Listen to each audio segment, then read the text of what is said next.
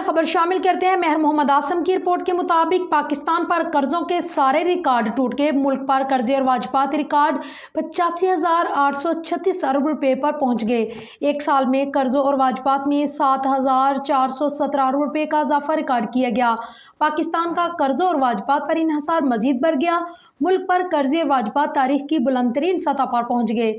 State bank of Pakistan کی دستاویزات کے مطابق ستمبر 2024 تک پاکستان پر قرضے اور واجبات 85,836 ارب روپے ہو گئے۔